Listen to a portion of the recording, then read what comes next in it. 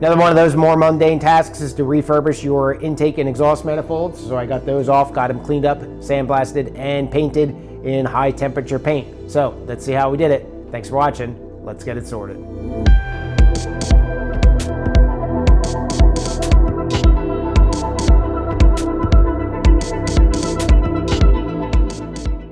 Hey everybody, welcome back to Roundtail Restoration, and my name is Chris. This here is the exhaust manifold for a 1964 Triumph TR4. These, as opposed to the TR4As, which had a kind of a double pipe, these have a single pipe. The original manifold to the car, at least as far as I know, these little holes right here are where the carburetor intake manifold kind of sits down and bolts up to. It's not uncommon for these things to snap. It is cast iron, so it's a little bit brittle, and if you over tighten it, you're going to snap it. I had the same problem on my Spitfire. So I picked up on one here, obviously, that doesn't have that. The studs in the bottom were all rusted in and everything, but I was able to get those out. I had retapped it to clean up the threads, so those will work. And now I'm going to throw this in the media blaster, get it all cleaned up in preparation for some Rust-Oleum high heat barbecue paint. Tough protective enamel, resists heat up to 1200 degrees. So we'll see how that works. The epoxy primer is just going to burn away. It's not going to work at all. So we'll go ahead and get this cleaned up, get it painted. I don't have any intention on matching anything or porting anything. I may eventually go with headers, we'll see. But for now, I'm just going to stick with the stock, quite heavy exhaust manifold. So we'll get it in the blaster. When I'm done, I'll come out and show you before paint. Manifold has been in the media blaster. The stuff actually wasn't stuck to it all that much. So what I'm going to do now is I'm going to tape over the manifold joints. So just got some blue painter's tape here, and just going to tape all these off and get them so I don't get any paint onto the seating surface since they'll be gasketed. So we'll go ahead and do that, and I'll show you a little trick when I come back here in a second on how to clean that up. So, got all the manifold mating surfaces taped off, and obviously I've got overlay here where it's excess tape and I don't want that to get in my way of painting.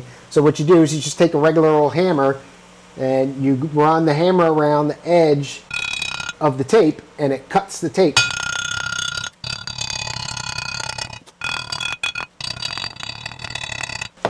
Alright, so it should be most of it there. Especially with cast iron, it's not going to be perfectly clean, so sometimes you have to go and help.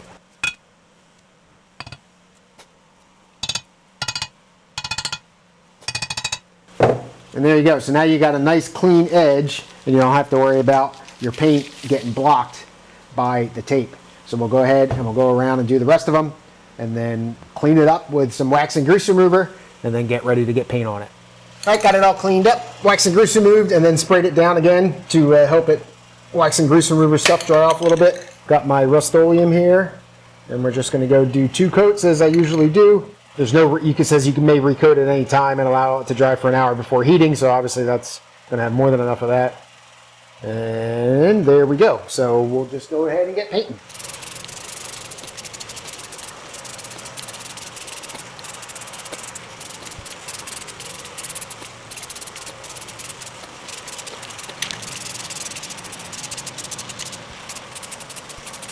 All right, that should do it. I'll let it dry for 30 minutes like I normally do when I'm in between coats here, and we'll get the second coat on. All right, there we go. 2 coats should dry up in a flat black. We'll get it set aside here and let it dry fully, and then we'll get it up and deliver it to the motor and see what it looks like over there.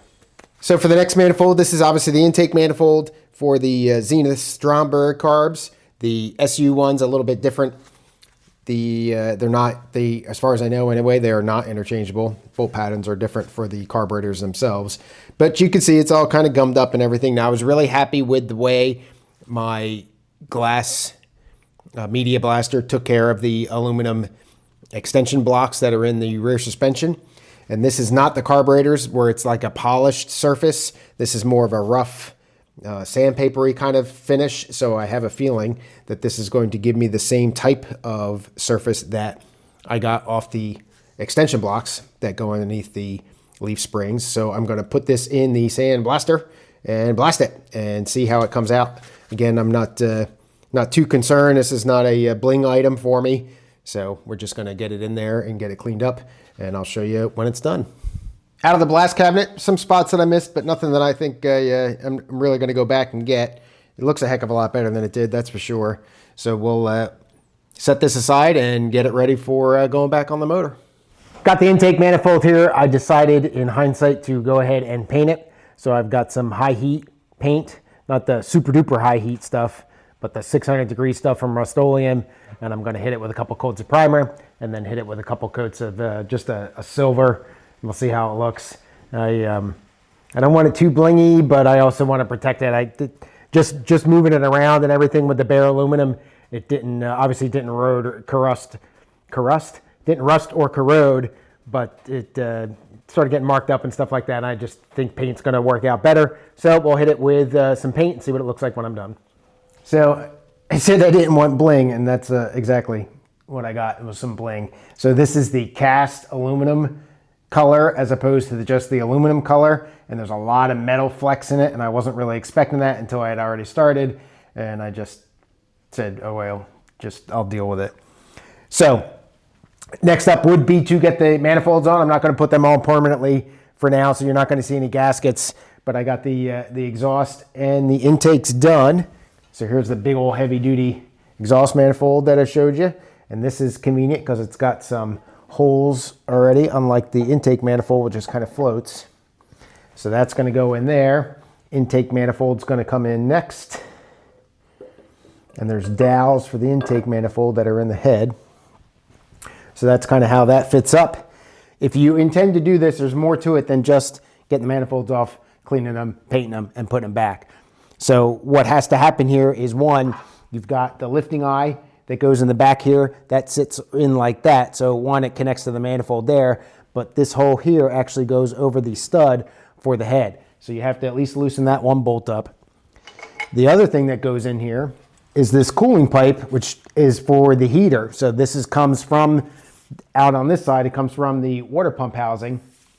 It goes all the way and bolts up, and it sits in this little tab, sits in on that guy as well.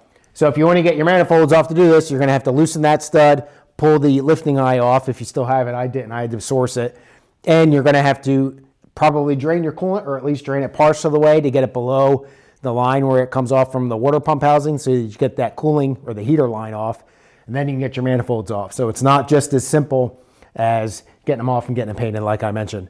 But it looks better again. It's a little bit extra bling for me, but it'll help support the motor when I'm ready to get it started. So that's that. Thanks for watching. Have a good rest of your day. Cheers.